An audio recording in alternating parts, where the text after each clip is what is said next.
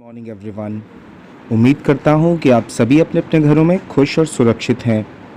दोस्तों, ये लॉकडाउन थोड़ा सा बोर करने वाला तो ज़रूर है, लेकिन आपकी सुरक्षा के लिए है। उम्मीद करता हूँ कि आप सभी सुरक्षा के प्रावधान ले रहे होंगे। You do take better safety precautions during this कोविड-19।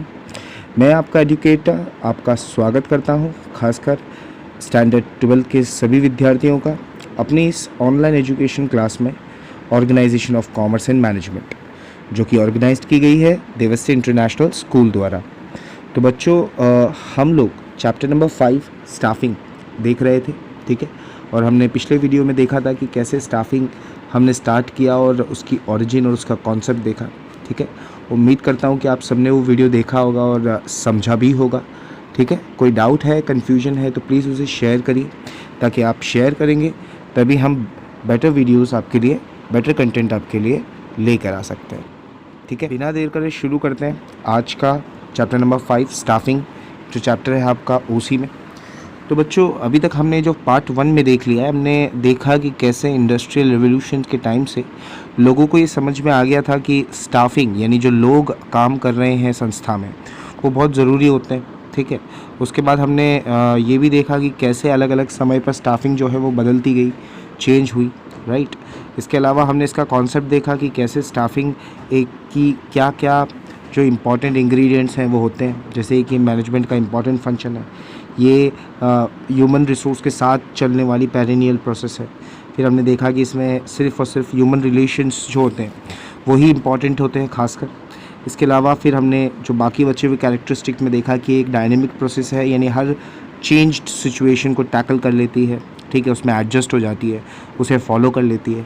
फिर हमने 5वां, 6वां और 7वां देखा कैरेक्टरिस्टिक्स, जिसमें पता चला हमें कि ये एक मैनेजरियल फंक्शन के साथ साथ काफ़ी वाइड स्कोप रखती है और इसमें किसी भी प्रकार के इन्वेस्टमेंट की, हम कह सकते हैं ये एक एक्सपेंडिचर है, एक्सपेंडिचर नहीं बल्कि एक इन्वेस्टमेंट है। यानी सिर्फ अगर आप अच्छे स्टाफिंग रखेंगे, जितना भी पैसा आप इसमें खर्च कर रहे हैं, आने वाले समय में वो आपको ज़रूर बेनिफिट देगा, राइट। यानी अगर आपने अच्छी ट्रेनिंग दी तो ये जो आपका एक्सपेंस है ये आपकी इनकम बन जाएगा।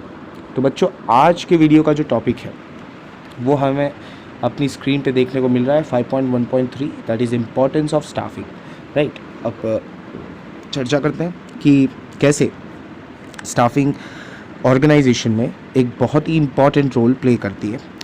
तो जैसा कि आप सभी को पता है बच्चों कि हर कंपनी के अंदर जो इम्पॉर्टेंट एस्पेक्ट है वो है ह्यूमन बीइंग, ठीक है। As more industries have been developed, यानी जैसे जैसे समय बढ़ेगा, इंडस्ट्रीज़ डेवलप होगा, स्टाफिंग की जो महत्वता है, इम्पॉर्टेंस है, वो और बढ़ती जाएगी। कैसे?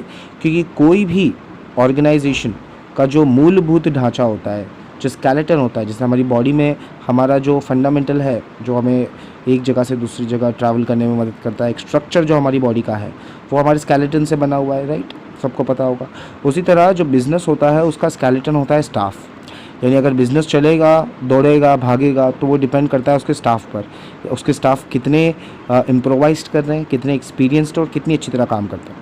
हाँ, इसका जो हेल्प है वो मशीन्स थोड़ी सी कर देती है, बट कहीं ना कहीं एम्प्लॉई हैं जो उसे बेटर रिजल्ट में कन्वर्ट करते हैं। यानी मशीन अपने आप में तो चल नहीं सकती, उसके लिए एक अच्छा स्किलफुल लेबर या वर्कर चाहिए जो उसे संभाले और उसे अच्छे रिजल्ट्स में तब्दील करे। तो बच्चों, कंपैरिजन अगर हम करें, जो CELL हमने देखा था, कैपिटल, एंटरप्रेन्योरशिप, लैंड और लेबर, उसमें हमने बात की थी कि जो लेबर और एंटरप्रेनर है, ये दोनों चीज़ कहीं ना कहीं ह्यूमन फैक्टर है। अब ह्यूमन फैक्टर है तो किस चीज़ से रिलेट करती है? स्टाफ से रिलेट करती है। और staffing is the only living factor of production. हम कह सकते हैं कि जो स्टाफिंग है वही लिविंग फैक्टर है प्रोडक्शन का, राइट, जिसमें लेबर और एंटरप्रेनर दोनों आ जाते हैं। लेकिन the personal contact is to be considered in the physical resources because they have feelings, self respect, intelligence, understanding and different skills. जैसा कि बच्चे आप सबको पता है कि हर व्यक्ति अलग होता है, ठीक है, शारीरिक तौर पर भी और मानसिक तौर पर भी, क्योंकि सब में भावनाएं अलग होती है, आत्मसम्मान अलग होता है, ज्ञान अलग होता है, समझ अलग होती है और अलग अलग कौशल होते हैं उनमें, यानी different types of skills. But उनसे डील करने के लिए हमें क्या चाहिए? एक प्रॉपर स्टाफिंग स्ट्रक्चर चाहिए, ताकि हमारी ऑर्गेनाइजेशन में हम उसे अप्लाई कर सके। जैसा कि एक एक्सपर्ट ने कहा है कि mind your man, man will mind your everything for you. यानी आप जो भी व्यक्तियों के साथ जुड़े हुए हैं, आप उन सिर्फ उन व्यक्ति को संभालिए बदले में वो व्यक्ति आपकी सारी चीज़ें संभाल लेंगे। यानी इन शॉर्ट आप ऐसा स्टाफ रखिए, ऐसी स्टाफिंग स्ट्रक्चर को क्रिएट करिए जिससे जो लोग हैं वो आप अच्छे से नियंत्रित कर पाए जिन्हें, और जो लोग हैं आप जिन्हें आप नियंत्रित कर रहे हो वो लोग आगे आपका काम संभाल लें, आगे आपका काम कर लें। तो बच्चों इसी इम्पोर्टेंस के साथ कुछ पॉइंट्स आपकी टेक्स्ट बुक में मेंशन है, राइट। आइए देख लेते हैं हम लोग। सबसे पहले जो आपको दिखा रहा है कि एक ड्राइविंग फोर्स है, यानी बिज़नेस को आगे ले जाने का जो काम करती है वो स्टाफिंग की है, ठीक है। यानी हमने प्लानिंग देखा, ऑर्गेनाइजिंग देखा, यहाँ तक हम सिर्फ मेंटली बात कर रहे थे, हमने जो भी चीज़ें सोची थी वो अप्लाई करनी थी। बट स्टाफिंग में क्या है, एग्जीक्यूशन हो रहा है चीज़ों का। इसमें सबसे पहले क्या होता है कि जो भी स्टाफ एफिशिएंट है, यानी वो काम करने के लिए बहुत ही तत्पर है, उसके पास क्वालिटी है उतनी काम करने की, तो कंटेंटेड एंड एफिशिएंट जो भी एम्प्लॉय है वो ऑर्गेनाइजेशन को ना सिर्फ उसके ऑब्जेक्टिव्स तक ले जाता है बल्कि अपने ऑब्जेक्टिव्स भी अचीव करता है। बिज़नेस के साथ साथ वो अपने फैक्टर ऑफ प्रोडक्शन को इंक्रीज़ करता है, अपने एक्सपीरियंस को बढ़ाता है और खुद के साथ साथ संस्था को भी आगे लेकर जाता है। तो हम कह सकते हैं भाई स्टाफिंग एक ड्राइविंग फोर्स है जिससे ऑर्गेनाइजेशन अपने गोल्स को अचीव कर सकती है। दूसरा डायनेमिक एक्टिविटी है, यानी लगातार जो स्टाफिंग होगी वो बदलती रहेगी और अलग अलग सिचुएशन पे चेंज होती रहेगी, लेकिन हमें क्या करना है, हमें perform all the activities of the business accordingly, यानी जो भी चीज़ें बिज़नेस के अंदर आती है उसे हमने अकॉर्डिंगली टैकल करके आगे बढ़ना है। तो हम कह सकते हैं स्टाफिंग जो है वो एवर चेंजिंग प्रोसेस है, राइट, डायनेमिक प्रोसेस है। इसके बाद तीसरा पार्ट आपको बताता है कि एक इम्पॉर्टेंट फंक्शन है मैनेजमेंट का, राइट, यानी प्लानिंग ऑर्गेनाइजिंग के साथ स्टाफिंग के साथ साथ कंट्रोलिंग, डायरेक्टिंग और ये सारी चीज़ें बहुत इंपॉर्टेंट होती है, राइट। सारे ही फंक्शन इंपॉर्टेंट है बच्चों, तो आप ये पॉइंट तो हर फंक्शन में लिख सकते हैं। इसके बाद limbs of business enterprises. Limbs मतलब क्या होता है बेटा, हाथ, यानी हैंड्स वी कैन से। तो प्लानिंग जो भी होती है वो बिज़नेस का ब्रेन है, जैसा कि हमने बात की थी, और ह्यूमन बॉडी जो है वो है staffing, right. Limbs of an enterprises यानी वे वो हाथ है जो ऑर्गेनाइजेशन का काम करेंगे, right. Without them activities can not be done in any organisation. तो हम कह सकते हैं कि कोई भी ऑर्गेनाइजेशन बिना इसी एक्टिविटी के चल नहीं सकती। इसके बाद हम कह सकते हैं point 5 is job satisfaction among the staff, यानी the people those who are working under your premises they do have satisfaction too. Why? If they are not being satisfied, they'll leave the job, right? They'll join another company, and sometimes of these complaints and problems will be hectic for the higher organization. So to make this speedy solution, right, जल्दी से इसमें समाधान लाने के लिए हमें proper planning चाहिए। Workers को इस तरह आप ट्रेन करिए कि वो अपने काम के लिए सेटिस्फाइड रहें और हमेशा खुश रहें, जिससे वो जॉब सेटिस्फैक्शन भी पैदा हो सके। Point 6 shows the harmony in relation. As I told you that staffing is directly related with relation only. तो वी कैन से दैट कि कहीं ना कहीं इसमें जो रिश्ते होते हैं, जो बहुत ही रिलेशंस होते हैं, उन पर ज़्यादा इंपॉर्टेंस दी जाती है, because after all this relation are cordial and between employees and employ, यानी जो भी बिज़नेस दे रहा है और काम कर रहा है उन दोनों के बीच ऐसे संबंध हो ताकि एक दूसरे को समझ सकें। And then point 7 shows the increase in prestige of organization. It increase the goodwill of organization, I can say, right, यानी कहीं ना कहीं अगर एफिशिएंट एम्प्लॉय है तो जो कस्टमर सेटिस्फैक्शन भी ज़्यादा हो जाएगा, यानी आपके कस्टमर्स आपके सेटिस्फाई रहेंगे और आपको ज़्यादा से ज़्यादा गुडविल भी मिलेगी, यानी आपकी फेम भी ऑर्गेनाइजेशन की बढ़ जाएगी। Point 8 shows it is a continuous process which ongoing always, because staff will come and staff will go, the business will remain so we can say that a business activity will continue, staff and staffing process will also be continue, right. So it is ever changing. So these 8 points will get you know about the characteristics of the staffing and why it is important for the business, right. चलो अब आगे बढ़ते हैं बच्चों। अभी तक हमने बोला था कि जो बिज़नेस एक्टिविटी होती है उसमें ह्यूमन फैक्टर इंपॉर्टेंट है, ठीक है। तो उसके लिए जो उसका डिपार्टमेंट होता है HRM, human resource management, that is also plays an important role in business. How? Because staffing is directly connected with human being, हम सबको पता है। So human resource management is a process of planning for recruitment of necessary staff, developing a fit and achievement of enterprises objectives. So and whatever we are managing with the people, right, we have to recruit them first, and after recruiting we have to develop them accordingly, यानी उन्हें अपनी संस्था के हिसाब से बनाना है ताकि we will achieve whatever we have decided, ठीक है बच्चों। तो HRM जो है वो कहीं ना कहीं स्टाफिंग उसी का एज अ छोटा पार्ट हो सकता है, मान सकते हैं। और हर बिज़नेस के अंदर HRD तो होता ही है। What is HRD? It is human resource department, understood? Human resource department आजकल ये बहुत चर्चा में भी होते हैं सारे बिजनेस के अंदर। जनरली स्टाफिंग के अंदर क्या क्या चीज़ें इंक्लूड होती है? 3 चीज़ें अंडरलाइन कर लीजिए, recruitment, selection and training, right? Recruitment, selection and training, right? Recruitment means giving a job application to the peoples, right? कि जिसमें लोगों को ऑफ़र देना ताकि वो इंटरव्यूज़ के लिए आए, ठीक है, एग्ज़ाम्स के लिए आए। And then after interview, after that exam, you need to select them according to your convenience, यानी अपने अकॉर्डिंग जो मुझे ठीक लगता है मेरे बिजनेस के लिए मैं उसको सिलेक्ट करूँगा। And after selecting I have to give the training to the person about the business, यानी जो भी लोग उसमें काम कर रहे हैं, राइट, उनकी हेल्प लेकर मैं इस नए व्यक्ति को थोड़ा सा ट्रेन करूँगा ताकि वो उस काम को अच्छे से समझ सके। It includes the materialistic facilities, progressive wage systems of employ, right? इसमें क्या हो सकता है कि कई मटेरियलिस्टिक फैसिलिटीज़, यानी जैसे ड्राइविंग अलाउंस या फिर होम अलाउंस या फिर मेडिकल अलाउंस, ये सारी चीज़ें भी मिलती है एम्प्लॉयज़ को। इसके साथ साथ उनका जो वेज सिस्टम होता है उसमें इंक्रीमेंट्स भी इंक्लूड होते हैं, राइट? तो ये सब चीज़ें कौन देखता है? HRD देखता है, यानी ह्यूमन रिसोर्स डिपार्टमेंट, ताकि उसकी कंपनी के अंदर जो भी लोग काम कर रहे हैं ना सिर्फ वो अपने आप को ग्रो करें बल्कि डेवलप भी हो जाए।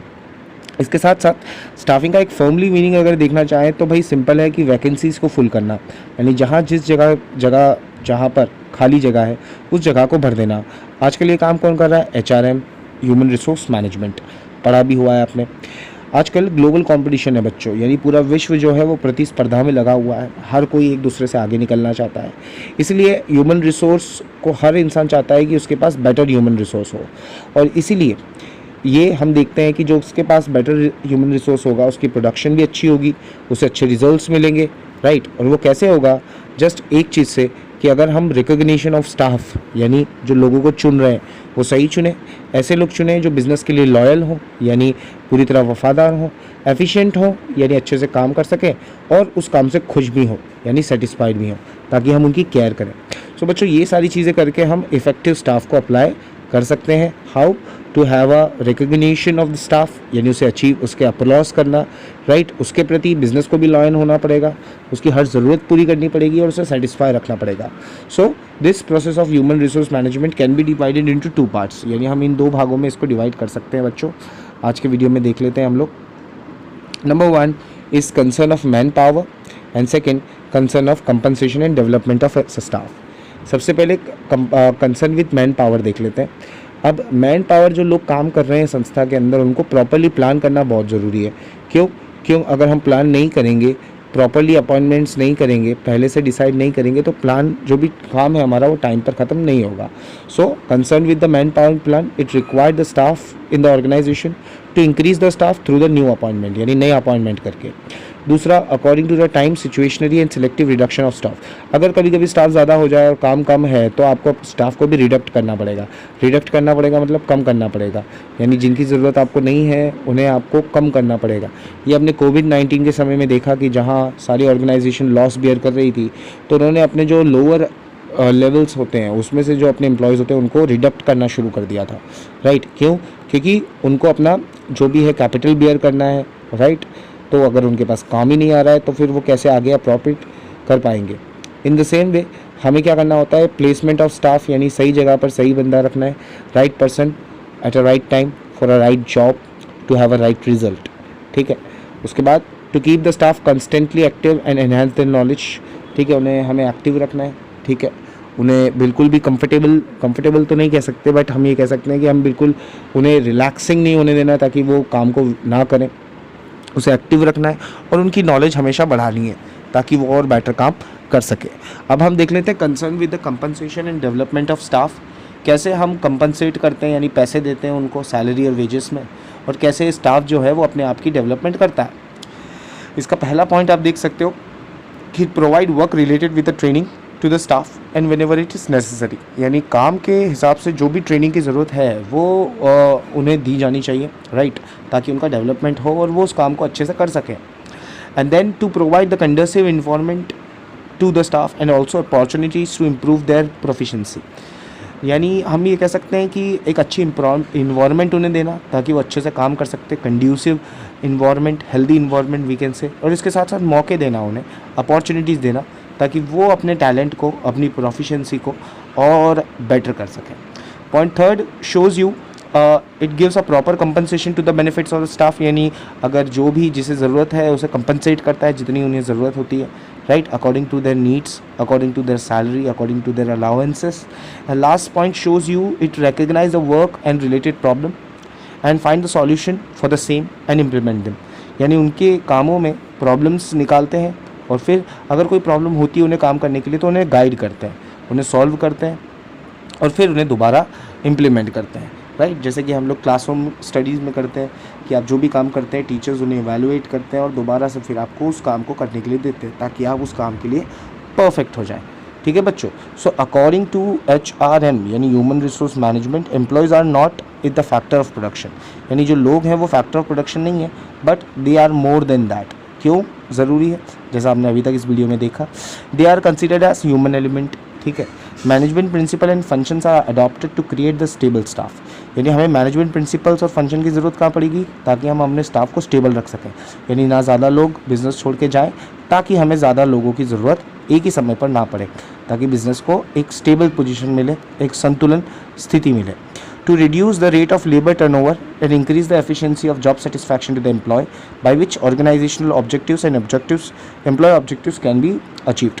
यानी लेबर टर्नओवर क्या हो गया कि लेबर के पीछे जो खर्च कर रहे हैं हम सिलेक्शन और ये सब ट्रेनिंग, क्योंकि कोई नया एसेट आता है तो उसके पीछे आपको इन्वेस्टमेंट तो करना पड़ेगा, उसको आपको रिड्यूस करना है। और वो रिड्यूस कैसे होगा, जब आपके जो एम्प्लॉय हैं वो आपके पास रहें लंबे समय तक, ताकि आपको किसी नए टैलेंट की ज़रूरत ना पड़े।